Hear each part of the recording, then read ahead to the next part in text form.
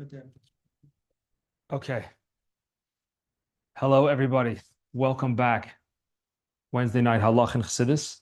The Halacha topic, unplanned, that it's a continuation of something we've done before. Why is it a continuation? We did a class at some point, maybe a month or so ago, about eating before davening. Are you allowed to eat before davening? Don't stay so confident. I'm wearing a diabetes monitor. Will start to trip. I'm in for it.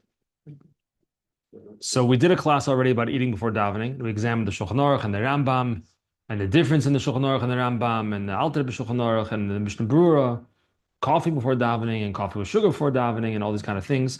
And then this week, I was reading a letter from the Rebbe. As some of you, thank you, some of you may know that I have a personal interest in the correspondence, the written correspondence of the Lubavitcher Rebbe in these volumes called the Igros Kodesh, where they print correspondence of the Rebbe. And so I'm going through one of the volumes these days. I read a couple letters a day, one letter, two letters, whatever it may be. And in one of the letters, the Rebbe addressed the topic of eating before davening. And he brought some sources that I thought you guys would appreciate and enjoy. And the reason I think that you'll appreciate and enjoy it is because I appreciated and enjoyed it. And that's usually a good barometer of is something interesting and is something good.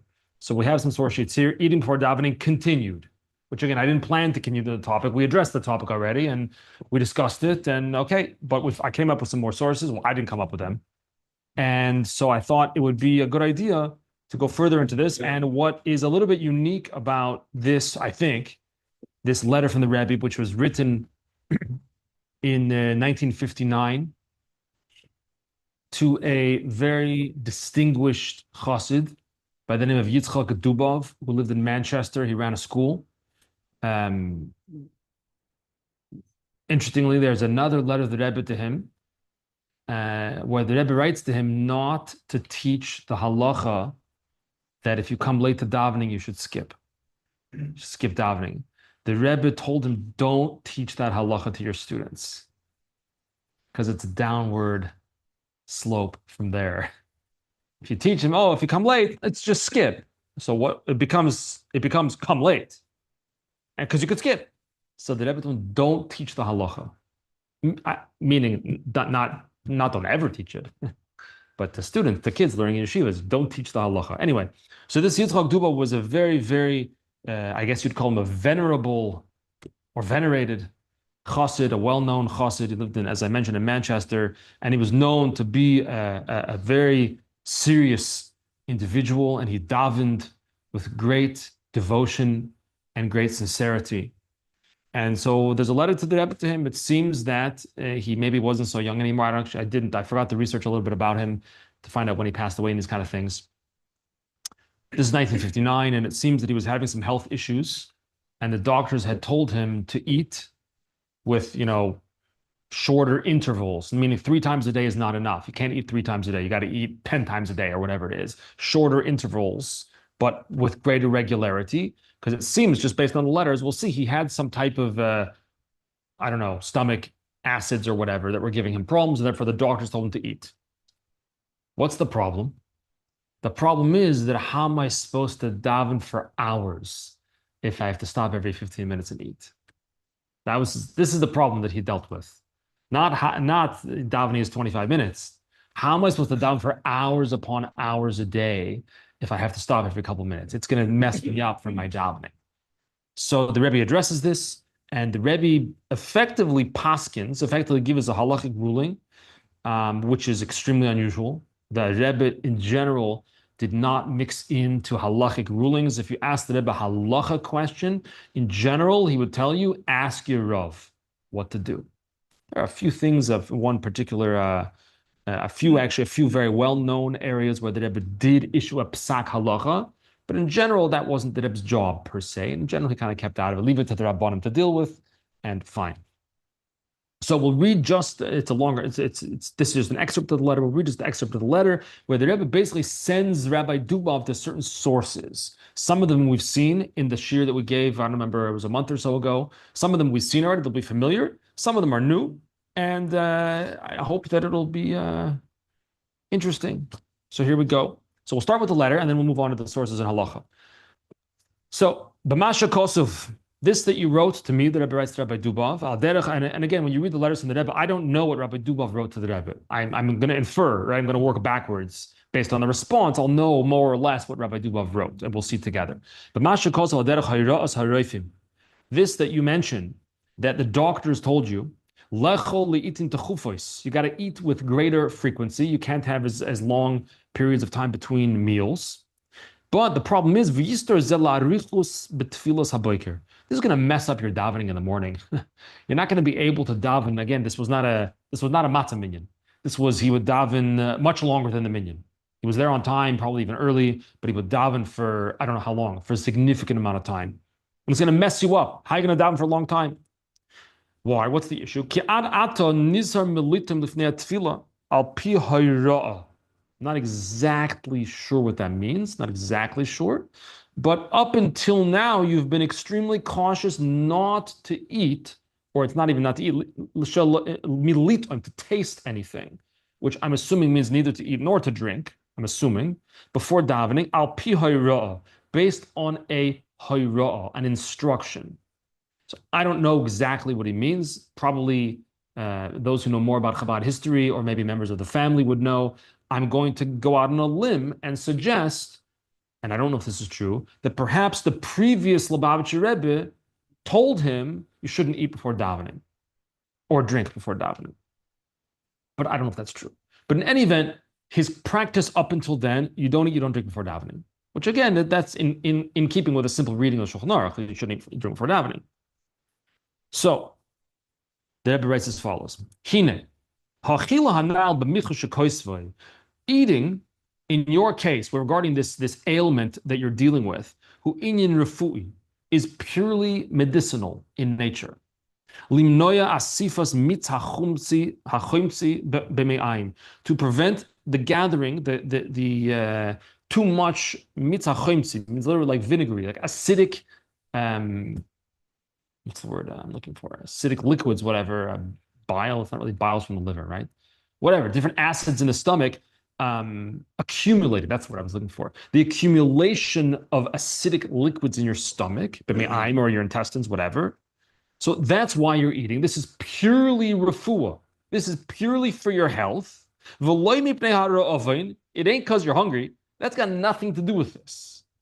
And it's not even to just give you a little bit of koyach to daven, which we saw in the previous year, that if you need a little bit of koyach to daven, there's also a heter to eat before davening. Straight reading of Shulchan Aruch, that's completely acceptable. If you need a little bit of food before davening to give you koyach, chizuk, to make it through davening, right? Obviously, if you're davening for 10 minutes, there's not much of at 7 in the morning, there's not much of a heter to eat. But if you're davening, okay, and you need it, just push it to strengthen you, give you a little bit of koyach, permissible according to Shulchan Aruch.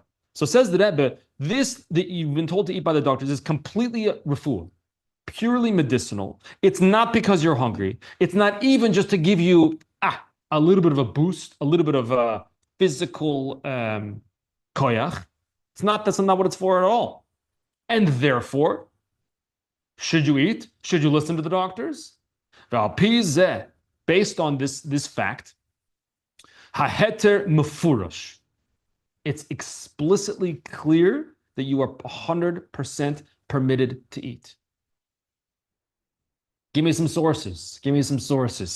Parentheses. And we're going to look at these, God willing. B'shulchan Aruch Admor Azokin Seif Perek Siman Peites If Hey. That's source number 1. Siman Peites 89 in the Entebbe Shulchan Aruch, which is the same Shimon as the Yosef Karo Shulchan Aruch. Sif Hey in the Entebbe. We're going to look at it. Urei, and also take a look, by the way, while you're at it, while you've got your Shulchan Aruch open, take a look. Divrei Apri Chodosh Huva b'Machzis HaShekel Shom. Take a look at the Pri Chodosh, who's quoted in the Machzis HaShekel, over there on the same page in the Shulchan Aruch. Those are your sources, which we'll see. The Rebbe doesn't tell you what they say. You have to look it up, right? We're going to look it up. Ulahoyer, this is really what kind of interested me the most, I think. Ulahoyer me'aklala yadua betaz. I also want to be meir, lahoyer, too. I want to just point out, meaning this source is not going to directly address, or really even indirectly address, the issue of eating before davening. as we're going to see, we're going to get to this source in Shulchan Aruch. This isn't your idea. This source is quoting. This has nothing whatsoever to do with eating before davening. It has nothing to do with davening. It has to do with kashrus, or more accurately put, as we're going to see, has to do with business. We'll get there. But he says, check out the klal hayadua, the known klal, principle that you could see over there in the Taz. V'korav loymar, it's close to say, shebevadei mikor loicha gondai sa'ira. So when you received this hayra'ah, this instruction not to eat or drink before davening, again, I don't know where that hayra'ah exactly came from, right? But it's, the Rebbe doesn't say for sure, but korav loymar. I don't think the Rebbe wants to negate what someone told him. I'm not going to negate what someone else told you. But it's close to say, we could say, that this hayra'ah, this instruction that you received, didn't include your issue right now at all. So when you were told, whether it was by the previous Rebbe, as I'm guessing, or by someone else, whoever it may have been, a Rav, a Posek somewhere, I don't know, not to eat or drink before davening, it didn't mean in your situation right now at all. So you've got no issue to eat before davening, and then to eat every 15 minutes or whatever it is you have to eat. Now, if you're still a little bit worried, because you're a very frum person, you're still a little bit worried for how many years you have not been eating or drinking before davening. Maybe that has the strength of a neder. Maybe you have to do hataras nadarim. So, yes says, if you want to give it a little bit more oomph, yater b'shloisha hanagosai hanal. Good, so go find the beis din, sit in front of 3 people, and make hataras nadarim. And maybe it's a neder. Okay, good. Be mata the neder, if it is a neder. Good. This is the letter from the Rebbe. Let's dive in now to the source of Shulchan Aruch, Harav, Orachaim, Sivan Peites, 89, and we're going to see the big. Let's start actually with source 3 actually on the sheet. Take a quick look at source 3 in Shulchan Aruch. That's Shulchan Aruch, Orachaim, Sivan Peites, 89, and we saw this. We read the source already the other week when we did the shir on the same topic. Hatzomei v'harav, one who is thirsty or hungry, harehem bichlal hacholim, they're considered ill. If you're able to have kavana during davening, even though you're a little bit hungry or thirsty, and by the way, chacham ein of bereshet, right? What does that mean? That it's not just, do I have koyach to have kavana now when I'm starting davening? I have to chacham ein of bereshet. I have to look to how long is davening going to take me? How long do I anticipate it? So am I also going to have koyach to have kavana at the end of davening as well? So you have to evaluate. Everybody knows themselves. So the Shulchan Aruch says, if you're thirsty or hungry, you're considered a choyle, considered ill, which means if you have the ability to have proper focus during davening, yispalo, good. So daven, don't eat. But if you're not going to have koyach to daven with proper focus and intent, with proper kavana, imrotza. If you want, don't eat without drinking or davening first. I'm sorry, without drinking or eating first. Which was a change from the Rambam, by the way, that we saw in the shir a few weeks ago. The Rambam writes that you must eat before davening if you can't have kavanah. You're obligated to eat before davening if you can't have kavanah. The Shulchan Aruch shifts it if you want to eat. It's not an obligation to eat before davening, but strictly reading of the Shulchan Aruch, you have pure 100% permission to eat before davening if you need it for your kavanah. Okay, so far? Now, let's go back to source number 2. Now, let's read the same halacha as it appears in the Alter Rebbe Shulchan Aruch, Shulchan Aruch Harav. He gives us many more details here. The Chachamim forbade eating or drinking from the time of Amud HaShachar, right? The time that the sun has begun to, the rays of sun have begun to come over the horizon. Until you daven the Shemona Esrei. The Samchus and they found allusion to support this halacha in the pasuk that says Lo soichel al adam, do not eat over the blood. What does that mean? Do not eat over the blood. Koloimer, it is to say, don't eat before you've davened for your own blood. You daven for your own sake. You daven for your parnasa, daven for your shalom bayis, daven for your children. Until you daven for your own blood, you can't eat. That's the halacha. Furthermore, if you eat and drink first and then you go to shul and daven, it's not so good. All of a kos of oimer, the pasuk says about such a person, "V'oisi hishlachta achrei gavecho." You've cast me behind your back. Who wants to cast Hashem behind their back? God forbid. Not so gishmak. Al tikra gavecha. Don't read the verse which says gavecha, your back, as your back, which means shemashmoi kol tzorche gufcha, which implies all your bodily needs. Ella ge'echa, loshan gaiva, your pride. You're more concerned with your own gut before davening than davening literally for your life, davening for your blood. That's not so gishmak. Hashem doesn't appreciate that. Omer HaKadosh Baruch Hu, la'ach she'achal v'shasa zev nizga. You went and you had a nice gishmak of breakfast. You made omelets and coffee and everything, and maybe whatever you had. And now you're going to come down? It's mamish, very haughty behavior. And then then you're going to accept the yoke of heaven? That's not the way a yid goes to daven. First daven. Therefore, since we see the inyan of eating or drinking before davening is connected to the inyan of gaiva, of pride, don't feed yourself.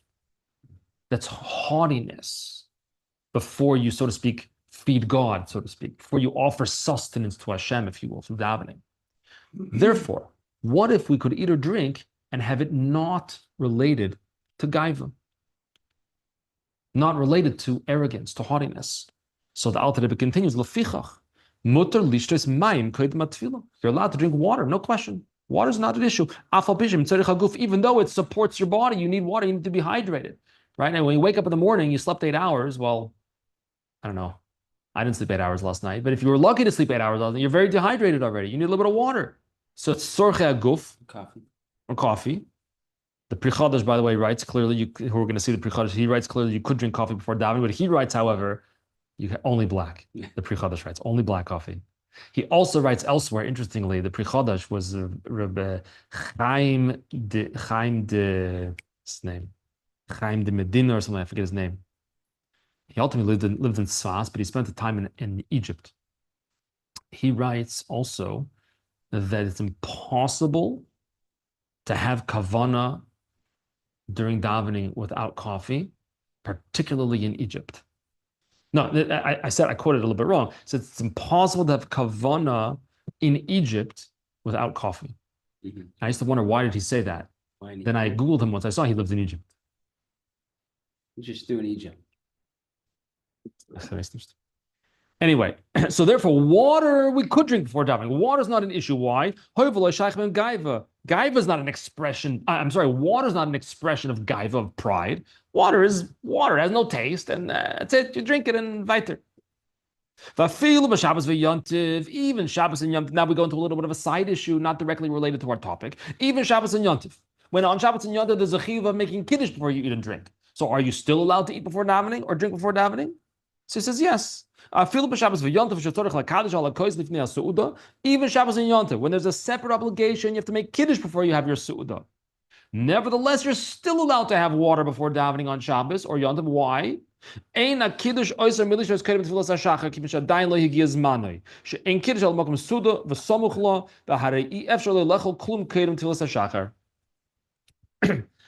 Because before you daven on Shabbos or Yontiv, the zman of Kiddush has not yet arrived. So you don't have to make Kiddush. So you could drink water. Sunday, Monday, Tuesday, Wednesday, Thursday, Friday, Shabbos, Yontiv, every day of the year except for Tisha B'Av and Kippur, you could drink water before davening. Not a problem. It's not gaiva. It's not an expression of pride. Furthermore, vafilu, even, let's take it past water. Water for sure, no issue. Vafilu kol minei ochlim, all types of food. V'chol minei mashkin, and other types of drinks. You name it. Sheshayich bem gaiva, that we might say that they are an expression of pride. Maybe coffee. However, here's the key. Muter la'ochlam v'lishtoisem l'tzedich refuah. You're allowed to eat and drink them before davening for medical purposes. It's fine. Why? Because taking care of your health is not an expression of pride. That's called taking care of your health. So if you need to eat or drink before davening for medicinal purposes, permissible, just like water. It's no longer an expression of pride. Avol, however, if you just wake up and you say, I could really go for an omelet, that's not allowed. Avol osir. Stam, you're hungry, thirsty? Too bad. There's no heter for that. Elim kain, unless. There's always an unless, right? There's always a qualifying statement. There is a heter to eat or drink purely for hunger if unless you're not going to be able to focus. You won't be able to read the words of davening. You're going to be looking the whole time at your watch. When is can I get out of here already? Did I hear that enough kadeshim? Did I answer kedusha already? Let me get out of here. I want to go home and make an omelet. No. If you can't have kavana during davening because you'll be so distracted due to your thirst or your hunger, then you for sure are permitted to eat or drink before davening because that's not pride. It's not an expression of pride. You're going to say, as many of the Achronim say, no, come on, who are you kidding? You don't have kavanah during davening anyway. Who are you kidding? Even nowadays, this is the times of Entebbe, 250 years ago, our kavanah is perhaps less than stellar. So who am I kidding when I sit down to have a bite of something to eat before davening? Who am I kidding? My kavanah is really going to be better? Come on. No, it's okay. It's still okay to eat before davening.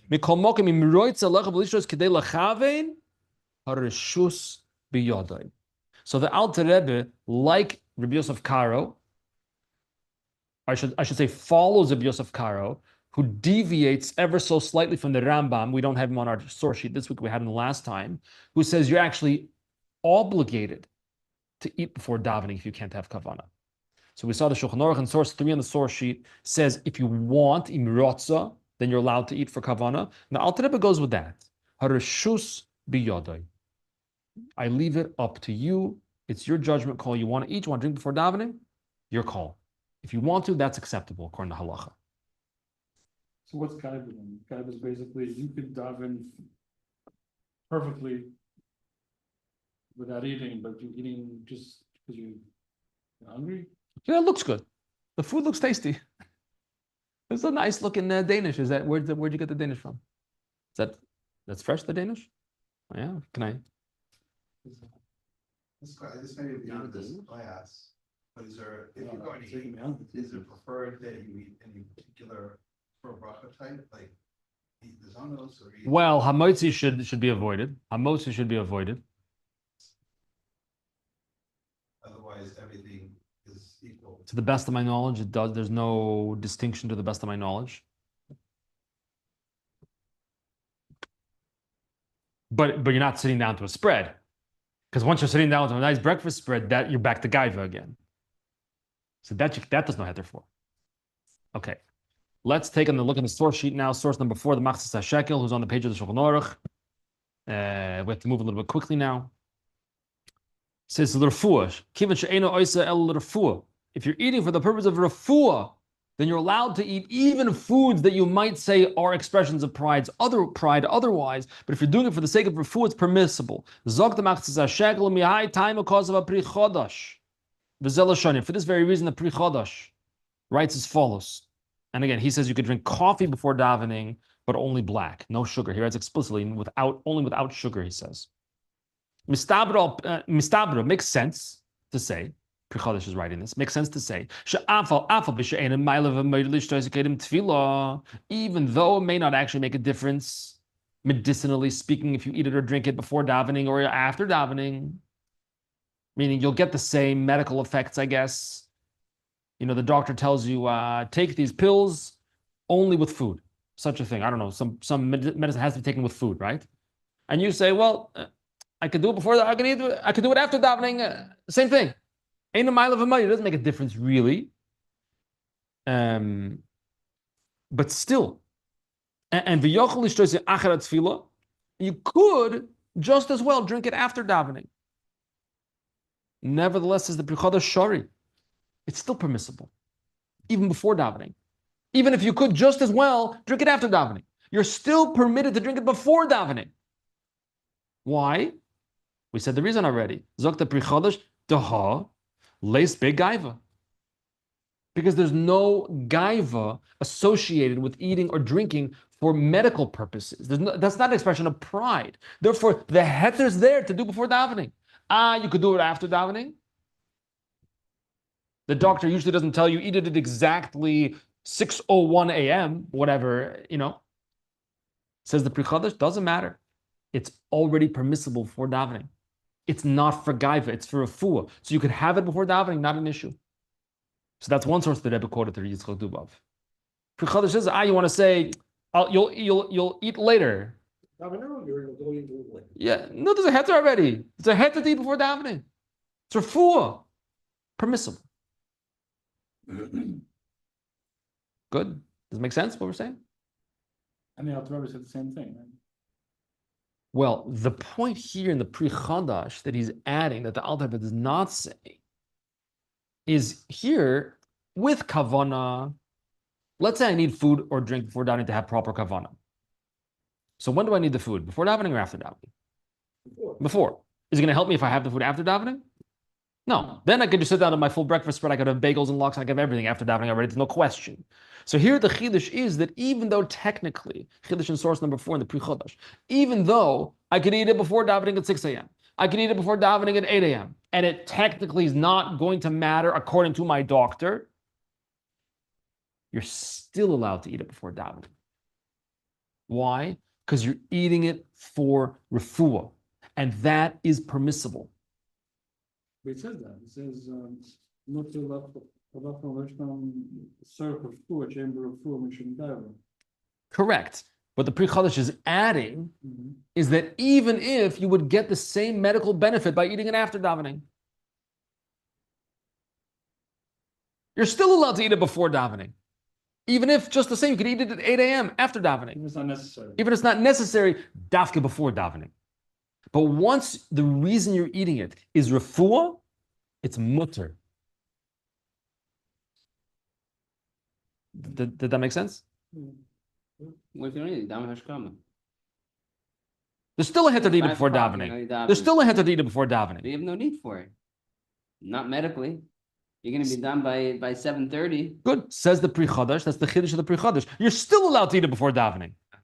Once you're eating it, it's not. Do you have to? Doesn't matter. Do you have to eat it before davening? No. If you want to wait till Medically, you're supposed to eat by 8 in the morning. you're still allowed to eat before davening. What's the Because the reason you're eating the food is l'tzoyrech refuah. And therefore, there's no isser to eat the food at all before davening. You don't want to eat before davening? Okay, good. So don't eat it before davening. But you're permitted to eat it before davening. So are you firmer than the Shulchan Aruch? No. So good, you could do it. Yeah, keep in mind, the Rebbe is writing this Pri Chodesh. The Rebbe is quoting to the Yitzchak Dubov, who was a very serious individual. This was not a guy who played with halacha. None of us do, obviously, chas v'shalom. This was a guy who he took. This was a serious. So he doesn't want to eat before davening. So I was telling him, look at the Pri Chodesh. It's 100% permissible, even if you want to try to tell me, no, but Rabbi, I'll just do it after davening. That doesn't matter. You could still eat before davening because it's not the type of thing that's forbidden to eat before davening. The only thing that's forbidden to eat before davening is food that is an expression of pride, of gaiva. That you can't eat. Medicine is not an expression of gaiva. Therefore, there's no prohibition in the first place to eat it before davening. Did that make sense?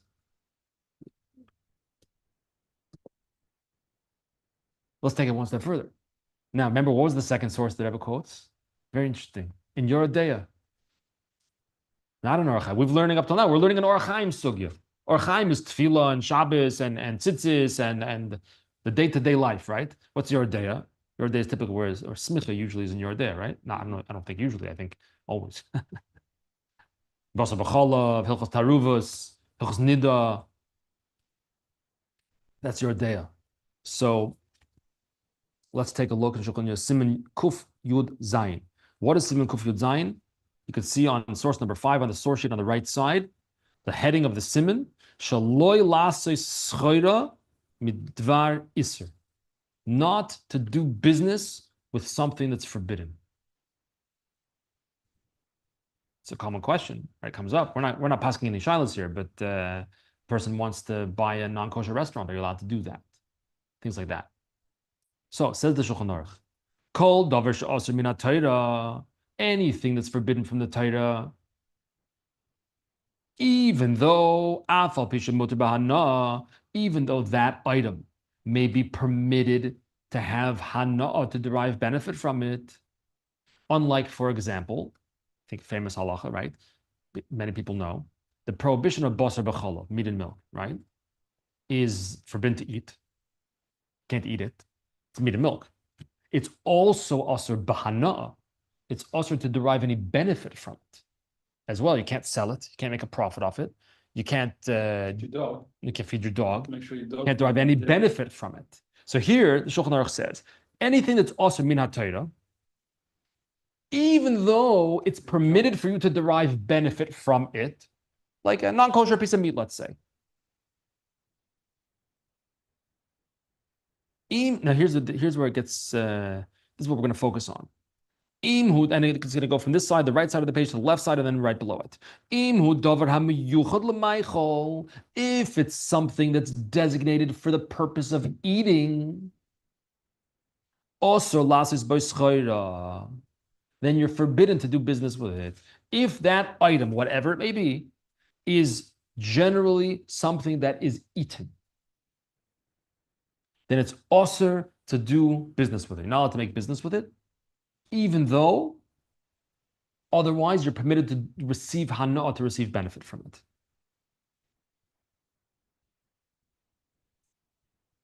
Now, what does that imply? What if it's not something that you would normally eat?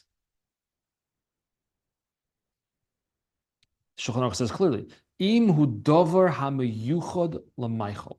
If it's something that is designated for the purpose of eating, meaning it's something that's normally eaten, then it's also to do business with it. Mashma implying that if it's not typically something that's eaten, I mean, maybe some people will eat it from time to time, but it's not something that's typically eaten, then it would be permissible to do business with it. You hear? You hear the... Okay. We're not going to focus on this halacha so much, but we want to see the Taz. Because the Taz is where the Rebbe sent Rabbi Yitzchak Dubov to. Sends him to the Taz. It's a relatively long Taz. I just quoted 2 pieces here, and I don't know exactly what the Rebbe was referring to in the Taz. It's a half-page Taz. But I'm pretty sure that it's the second thing I quoted, and maybe the first thing also. So let's take a look in the Taz. Remember, the Rebbe in the letter referred to a klal, a principle. This has nothing to do with eating before davening, per se. The klal is as follows: Harei zok the Taz, Harei hadover mosul l'chachomim. The matter is given to the chachomim. Shehem yivcheru ma'ye osur ma'ye muter. They choose what's osur and what's muter, what's forbidden and what's permitted. Dugma l'dvar isur melocha d'chol hamoed b'perek beis d'chagiga. For example, what is considered forbidden malacha during Chol HaMoed? Some things you might say, well, that sounds like malacha to me. Well, either it is or it isn't. The Chachomim determine that. And therefore, Val Kain, Donu Chachomim, therefore the Chachomim are exploring and trying to figure out. Shebachol midi dohum maichol, specifically anything that is considered food, in terms of our halacha that we mentioned briefly, yesh lo osrei. That is off topic. That is off limits. That's forbidden. Why? Because if it's something that's normally eaten, maybe you'll eat it. Right? Shema yova lo ochle. But it's not kosher. All right. So the Chacham says that, therefore don't do business with it. Because if you have it in your back room of your house and you're selling it on Amazon, and one day I'm hungry, whoops, as my son would say, whoops. So therefore the Chacham said that you can't eat. If it's something that's normally eaten, you're not allowed to sell it because you may come, obviously unintentionally, obviously, right? You may come to eat it. Avol, says the Taz, avol davar hamiyuchad lemelocha, but something that's normally used for labor purposes. I don't have examples on the top of my fingertips for this. That's mutter. Even if you could, in theory, eat it, even if it's food, doesn't matter. It's not something that's typically consumed, and therefore we, i.e. the Chachomim, are not concerned that you will come to consume it, because it's not something that's normally eaten. But if it is something that's normally eaten, then the Chachamim say it's also to do business with it. With me so far? Does this have anything to do with davening? Let's take a look at the next line in the Taz. In the middle of the line, vanilla tired. So there's a whole discussion in the Taz. He's discussing Issa Doraisa, Issa Rabbanon. We're not going to go into all that, but he says as follows: The ein poich b'yad chachamim lesser dover shapirsha teira beferish leheter. Very interesting. The chachamim do not have the koyach. Means they don't have the ability. They don't have the halachic strength to forbid something that the Torah explicitly said is permitted. The ein koich b'yad chachamim lahachmir ela b'mokem she'ein boy lo yisir v'lo yeter meforish min haTorah. The chachamim only have the ability to be machmir, to be strict in any area of halacha, only in such an instance where there's no prohibition from the Torah. Like if the Torah says you can't do it, then the Chachamim don't say you can't do it. The Torah says you can't do it. And as long as there's no explicit heter, if there's an explicit heter, the Chachamim are not allowed to forbid that. That's what the Taz says. Masha'ein kain b'mokim it's probably supposed to say she'ein heter mafurish b'nei Torah. However, in an instance when there is no explicit heter in the Torah for whatever it may be, then the Chachamim could come and be machmir. But if the Torah already said it's permitted, then you, rabbis, cannot come along and say, no, I know the Torah said it's permitted, but no, we want to be machmir. You're not allowed to. They don't have the koyach to do that. That's not under the purview of the Chachamim. What does this have to do with our case? The Rebbe is sending Yitzchak Dubov to this Taz. I want to mention to you the klal in the Taz. That's all the Rebbe says. What's the Rebbe saying to him?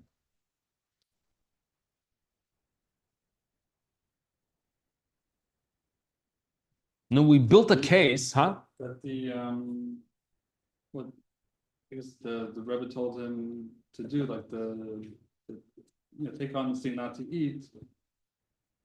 He's telling him something to do that says that's musik, that's mutter.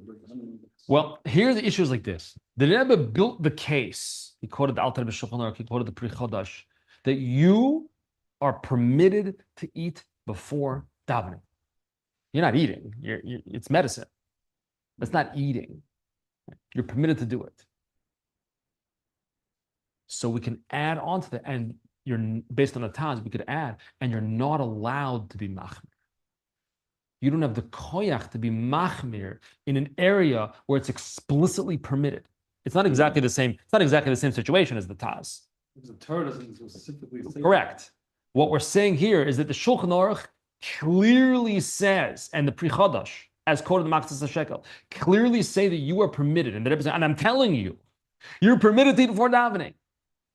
And by the way, go look up at the Taz, where you'll find the idea that when there's explicit permission to do something, when there's a clear heter, a heter mafurish, as the Taz says, you're not allowed to be machmir on that. You can't decide you're more frum than the Torah, so to speak. Again, the Taz is not exactly the same. That's why the Rebbe just says, l'hoyer. I want to just point out, there's a Taz over there. There's a principle in the Taz. That's saying you should eat before that.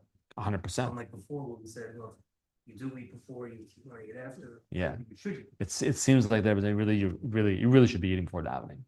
That would be the same thing, I guess, like if you have like on Yom Kippur, if you have an illness, you have to eat, right? The doctor, you need to, and you can't say, well, I'm going to fast anyway because I don't think I think it's kind of so if you need to, if it's a life, Yeah, that's more No, that's- complicated more complicated, but it's kind of, for many reasons. right. Oh, it's for sure related. It's more complicated because Each dog. not eating on Yom Kippur is a very, very serious prohibition. Like Tisha B'Av is like a. Yeah, Tisha B'Av also pretty serious, but we can't put eating before, meaning in terms of the level of severity of the prohibition, eating on Yom Kippur, how does that relate to not eating before davening?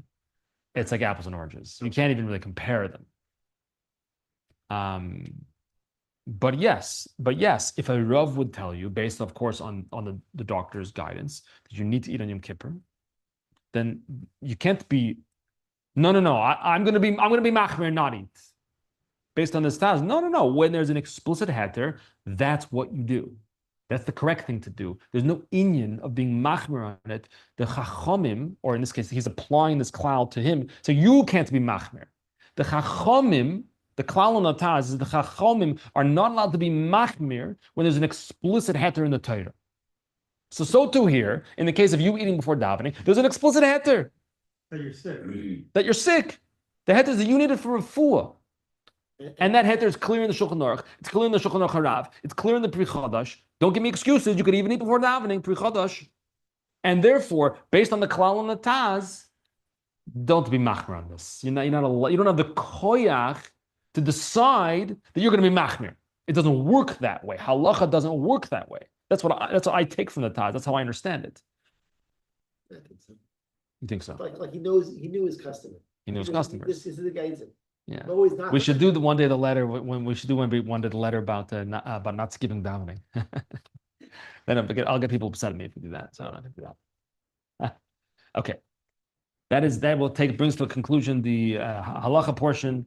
Now for the chassidus portion, it's not exact chassidus, and we usually learn chassidus, not exact chassidus. It's hashgacha pratis. So I'm taken by the hashgacha pratis that today is Vav Tishrei, which 49 years ago, the day Vav Tishrei was the daring rescue of the hijacked plane in Entebbe. Was 6 Tammuz, did I say Tishrei before? Yes. 6 of Tammuz, today is the 6th of Tammuz, Tafshin Lamed Vav, 1976, was the daring rescue in Entebbe. Everyone knows, I think, the basics, right? The plane was hijacked on the way from, I think, France to Israel, right? Rerouted to Uganda, eventually it was landed in Uganda. There was a whole hostage situation. Unfortunately, we've heard of these things before. Unfortunately, we're no strangers to this, unfortunately. And Israel mounted an astonishing rescue mission that, although I was alive at the time, I was not alive long enough to remember. But what I heard from my parents was that literally the entire world was astonished. How did they do it? There was loss of life. Some famously, right? Bibi Netanyahu's brother was killed in this mission. But the rescue was very, very daring and tremendous, a miracle. So that's Hashgacha Pratis number 1. Hashgacha Pratis number 2 is that the Rebbe spoke about Entebbe a few days after Vav Tishrei. A few days, I said it again, Tishrei. The Vav Tishrei, by the way, is the Rebbe's mother's yortzeit. Maybe that's why Vav Tishrei is like a phrase in Chabad. Vav Tammuz, that's today. So a few days after that, at the Yud Beis Tammuz Fabrengen, then again at the Yud Gimel Tammuz Fabrengen, and then again a week or so later, the Rebbe spoke at length about Entebbe. And the Rebbe wrote letters about Entebbe to people, and spoke about the Fabrengen, and the volume that contains those Fabrengens from that, this is volume part 3 of Tafshin Lamed of 1976, and it includes, up to and including the Fabrengens where the Rebbe spoke about Entebbe, I received on the first day of Rosh Chodesh Tammuz. They just printed it. I just got it a few days ago. It literally, the first day of Rosh Chodesh Tammuz, that's 7 days ago. I got it. So I cannot resist but to share with you. There's no PDFs of this, so I cannot resist but sharing with you some excerpts from this Fabrengen a little bit. It's not Chassidus per se, but it's from the Rebbe on Entebbe and the Hashgacha Pratis. So here we are. So I'm sorry, I apologize in advance that you don't have copies, but you'll have to trust me that I'm not making it up as I read it. So first is a letter that the Rebbe wrote. I'm going a little bit out of order, but it's okay. A letter that the Rebbe wrote during the 3 weeks of 1976. So still very, very close after Entebbe. And he says, "Inyan da Zman Grama Basi Lahar," regarding something that's Zman Grama, that it's very current events. So the Rebbe writes as follows. Bevadai enkel tzarich klal levar hamatzav behoive dechol amenu b'nei Yisrael shlita b'chol mokim. I don't need to tell you the situation, the current situation of our people, the Jewish people, shlita. They should live and be well b'chol mokim in all locations. Hein b'artzenu hakadosha tibone v'sikonim. Both in the Holy Land may be rebuilt. V'hein b'chutz la'aretz, and in Eretz and outside of Israel. Hein b'gashmis, v'hein b'ruch. There's both the spiritual state and the physical state and the spiritual state. Particularly b'frat l'or ha'mu'urois ha'achroinim, especially in light of the current events, the things that just happened. Ha'chatifa, the kidnapping, v'hatzola, and the tremendous rescue. Ha'oifen boy naisu, and the way the rescue took place. It was miraculous. Protov, the details, v'chulu, etc. Uv'miyuchod, here we get, this is the taste of Rebbe here. B'nogea l'poil. Let's talk tachlis.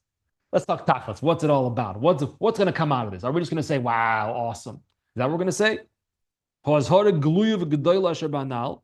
The tremendous awakening in this.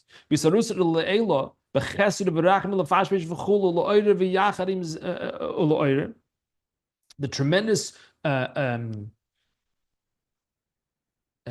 awakening or arousal from above, meaning from Hashem himself, in a way of chesed and rachamim, meaning I think there were casualties, but tremendously successful mission.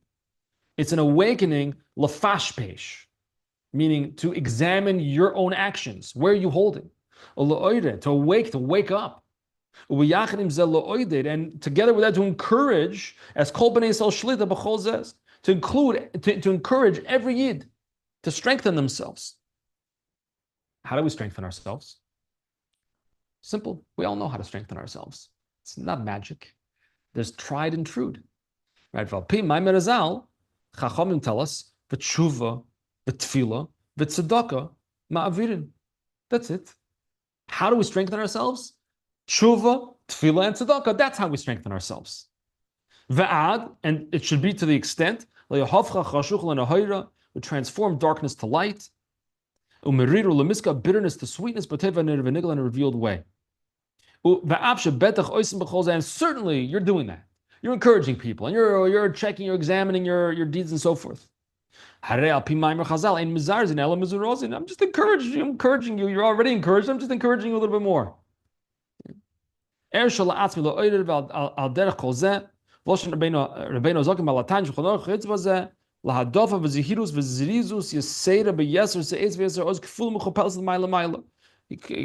the Entebbe in Tanya. I just want to express to you, I'm kind of paraphrasing here, just to give extra zizus, extra zeal in your serving Hashem, extra focus, extra determination, extra strength. I'm just encouraging you. And he continued, we should all accept upon ourselves, make good positive resolutions, and so on and so forth.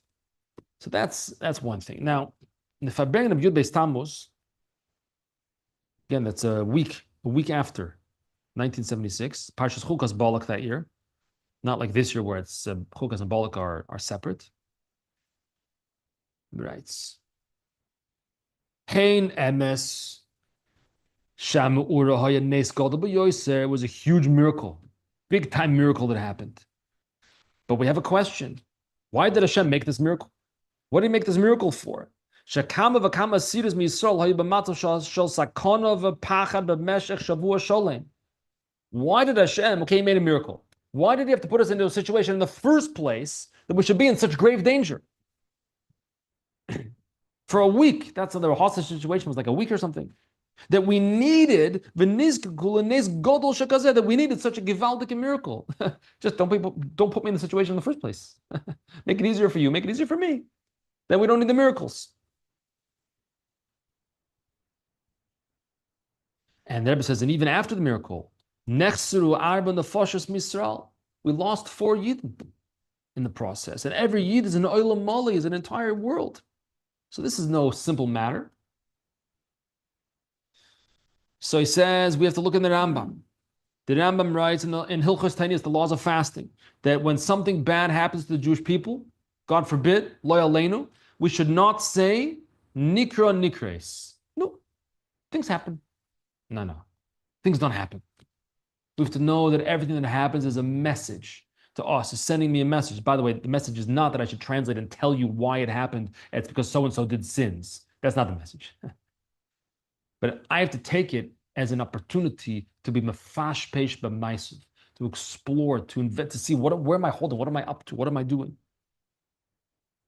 So he says that we have to strengthen two things in particular, which are what? Tefillin and mezuzos, because those things protect us. Wearing tefillin and having mezuzah in our home protects us. So therefore, that's why we need protection, clearly, because we were, God forbid, what happened? Hostile situation, we need protection. So let's focus on the mitzvahs that provide protection. Hanochas tefillin and having mezuzahs on our doors.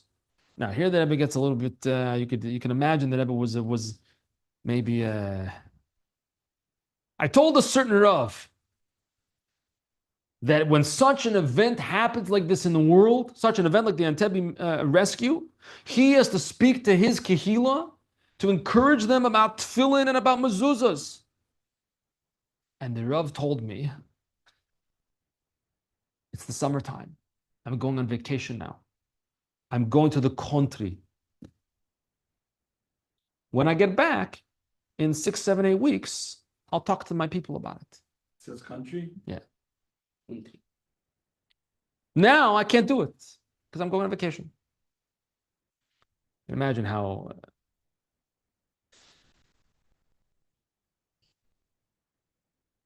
And then the Rav then added, and when I come back from the country, please remind me. Please remind me to speak to the people about Tefillin mezuzahs. I need to remind you. It's your kehila. I should remind you. It's your obligation to make sure that your people are putting on tefillin. It's your obligation to make sure that your people have mezuzahs and so forth. By the way, in mezuzahs, I just want to point out, I want to add, there's a few points about mezuzahs that we all can explore.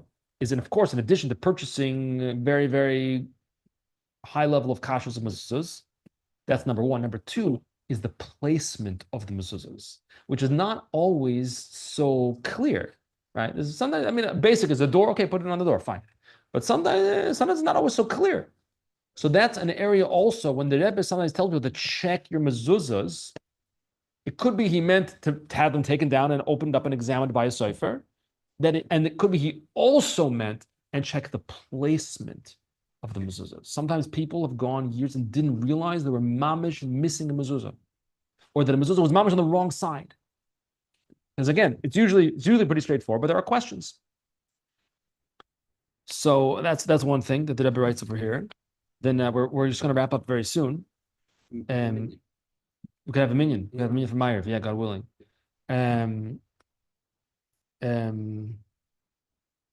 Another thing that the miracle shows us, that every once in a while the Rebbe writes, Shemizman lezman, from time to time, noistim leyehudi lirosh nitzochen binyan matzuyim ba'al madain, naisa be hagboras ha'echus alakamos, givaldik. Sometimes we are given the opportunity to see that victory will be quality over quantity, which is what happened in Entebbe. The quality of the army, the quality of the attack, succeeded even against this seemingly insurmountable task.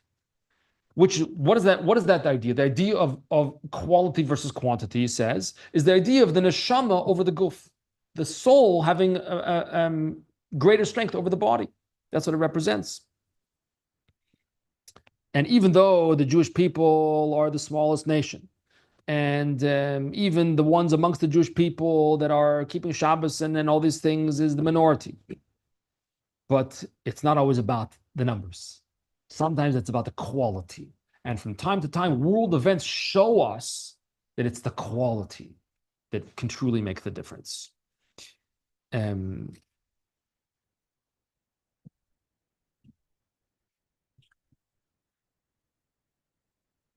we're like fish. the Rebbe says. A fish needs to be in the water. Once we receive the Torah, we're like fish in the water. If the fish would say to you, excuse me, you're in the aquarium, would you mind just taking me out of here? I think it would be much better. I would really enjoy it more on dry land. You're crazy. What do you mean you'll enjoy it more on dry land? You can't live on dry land. That's a yid. A yid is like a fish in the water. We need the Torah. We need to be completely immersed in the Torah. Without that, chas v'shalom, it's like a fish in dry land. No, it's better for me on dry land.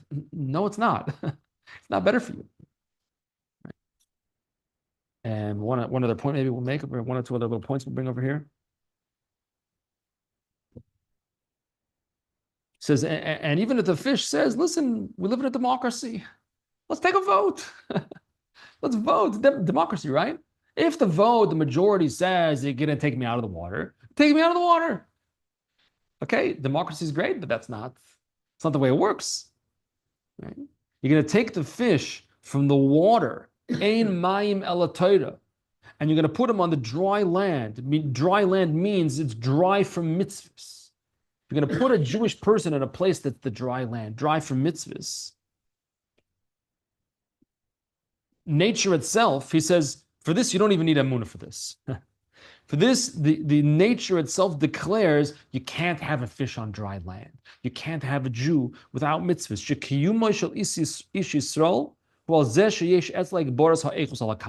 The very life of a Jew is that we know our neshama is stronger than our guf.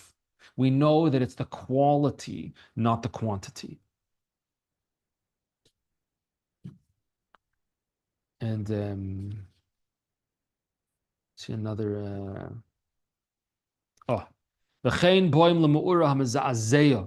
Now we come to the incident that was meza'azeya, that shook the entire world, shook the whole world. That both the shezizeya hein leYehudim, the Jews and Gentiles, everyone was astonished by this. Nes v'hatzol, the miracle, the miraculous, successful mission of saving so many Jews from what would have been, God forbid, we don't want to say what it would be, and then bringing them to Eretz Tova Rechava, bringing them straight to the Holy Land of Israel, the land that God's eyes are upon from the beginning of the year to the end of the year, even though, the Rebbe writes, people didn't see any way that this mission will be successful. He says, normally, when it comes to a military battle, you're fighting an enemy, you need a lot of preparation. You need time to plan the mission, you need time to prepare, you need to get the troops in order. And you make a big, you want to show off your weapons, show how strong you are, so enemies should be afraid of you, show how powerful you are, show how strong you are. And you need to get advice from everybody, all your good friends to give you advice about what's the right way to do things. Then you decide how we're going to do it. You get your weapons and you get your army and so on and so forth, and then you go do it. But here, how did the victory happen? We ignored what everybody said. Everybody said it can't be done. Feh. It could be done. We ignored what everybody said, all the advice from our dear friends. Ignore all of it. And everybody who said, no, it's not going to work, and so on and so forth, we negated all of that, ignored all of it. And moreover, if we'd gone with a full legion of planes, what would have happened? It would have been impossible to do it without being noticed. But the plane, I think, flew below radar in the middle of the night, like 2,000 miles or something like that. In the middle of the night, under radar, I think it was one plane, I think. So the Rebbe says, if you go with a whole army, a whole fleet of planes, it would never work. They would find you, whatever. So we see that it was this mission was done in a very unusual manner, and with only the smallest number of soldiers, the smallest number of planes, the smallest number of everything possible that we shouldn't be detected. No gaiva. There it says, Dafka l'loy pirsum or l'loy gaiva v'yeshus. There's the connection. Connection to the halacha. Without any pirsum. And there was no pirsum nisa here. Pirsum nisa is afterwards. We're not announcing what we're doing. We're not, we're going to attack you. We're going to get you. We're going to come in. We're going to rescue. We're going to kill every one of you. No, there was nothing. There was no gaiva. There was no arrogance. That's connected to the halachas we learned, right? And specifically in this way, that's how the mission was successful. So who succeeded? Not the numbers, not the quantity, but the quality succeeded. And this is one of the missions, one of the messages from the daring rescue at Entebbe. Even though fewer soldiers, fewer weapons, fewer airplanes, and so forth. But that's one of the messages, is that it's not about the quantity, it's about the quality. And it's also about ignoring what everyone else says. Also, ignoring all our dear friends who want to give us advice and tell us what to do.